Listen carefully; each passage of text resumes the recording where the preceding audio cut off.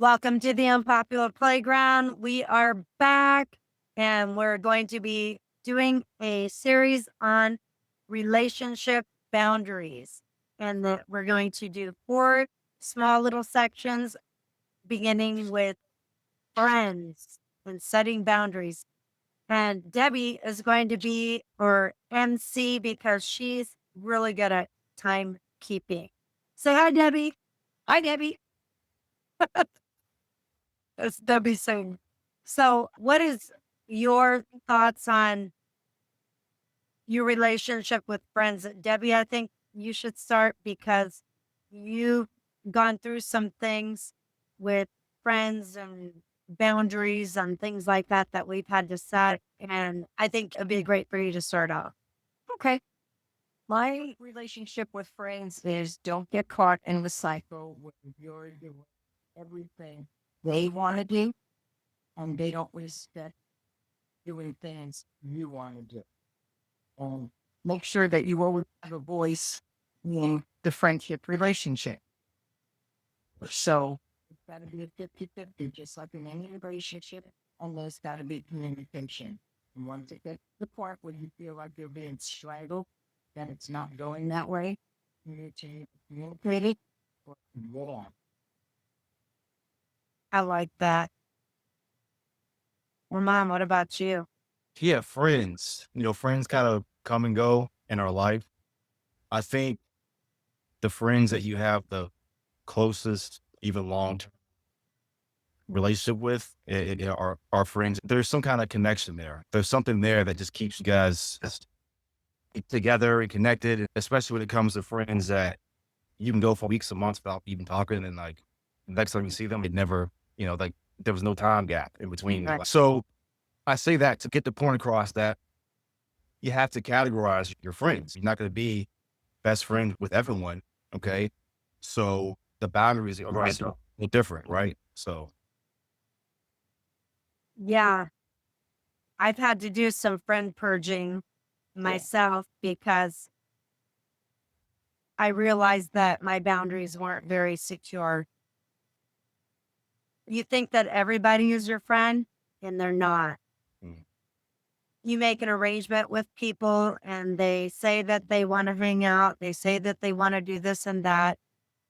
And when it comes time to showing up, not everybody does show up, or they just show up when they want to, or sometimes they don't even respond at all. They don't give you that respect to respond when you make an arrangement, or at the last minute, they keep canceling out.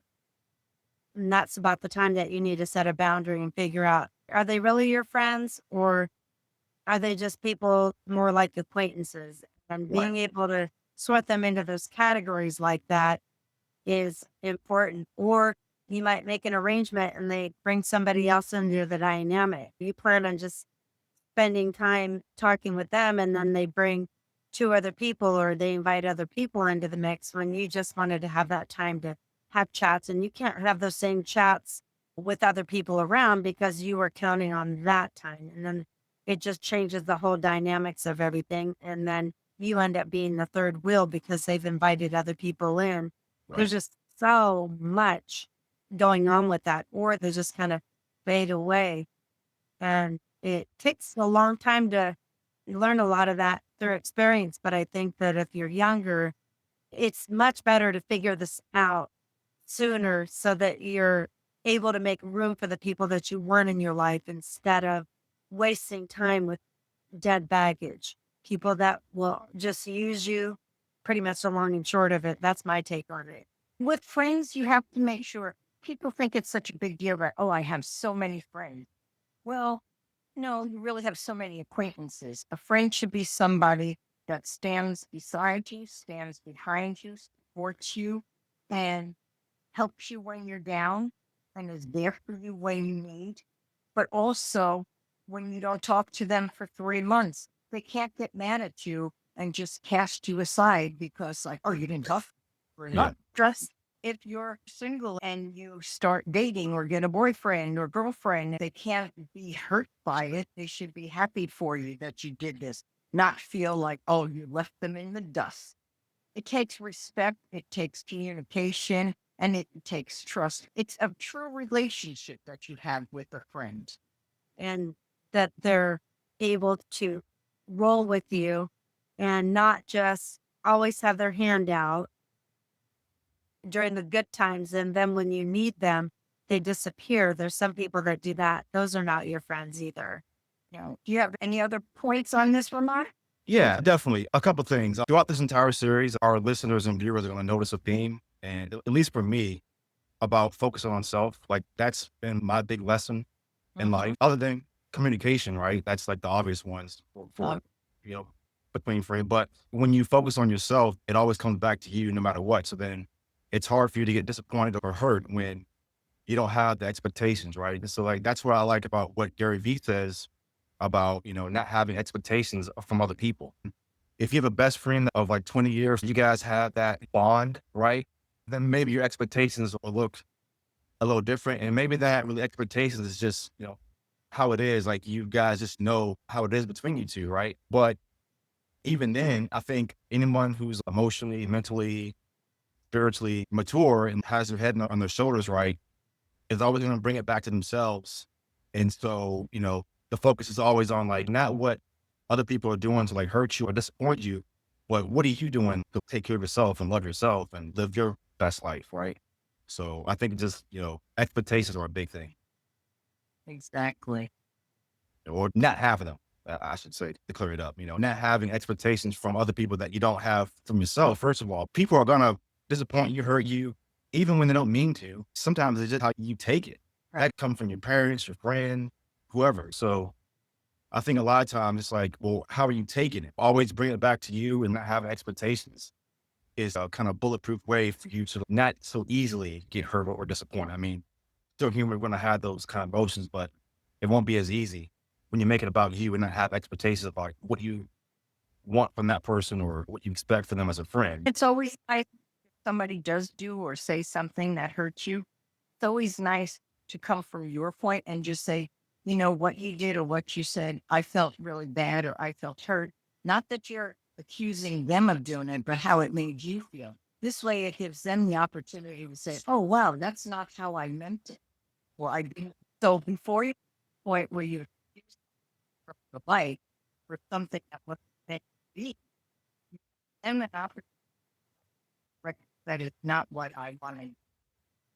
And then, either the friend's going to go or the friend's going to stay. But people lose friends by assuming that they don't want, that's what they meant to do. They meant to intentionally hurt someone. Yeah, that's really good point, Debbie, about when you clear it up and you just don't make assumptions Right. about what somebody else is thinking. And then what I hate too is when I do try to clear it up with somebody and they, want to make comparisons to something else or, oh, I was just joking. I was just this. You're too sensitive. If people start saying that, it makes it really hard because it invalidates everything that I've said. And it just means that they don't care. That's the Right. way I take it. There's a great book that I read that I definitely want to go over sometime. It ties into listening, teaching people how to listen, how you want them to listen and, to you. It's like, I want you to listen to see how I'm feeling as opposed to I want to listen for you to solve all my problems. Right. If they're listening in the right way, then they're not going to jump in with solutions when you just want to be heard.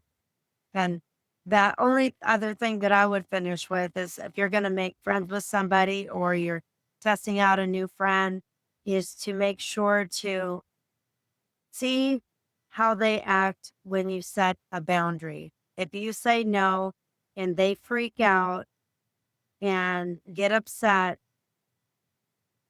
I think a lot of times they'll do that and they're testing your boundaries to see how far they can go. And if you let down your boundary just because they had a little BF, then they're going to keep on marching all over you. And you're teaching them that they can do whatever they want with you with no boundaries. Hold your boundaries. That would be my final thing with friendship. Perfect. And Well said. I think that pretty much covers our talk on friendship. So stay curious and join us for the next part of our 4-part series on relationship boundaries. Keep shining, guys. Bye. Bye.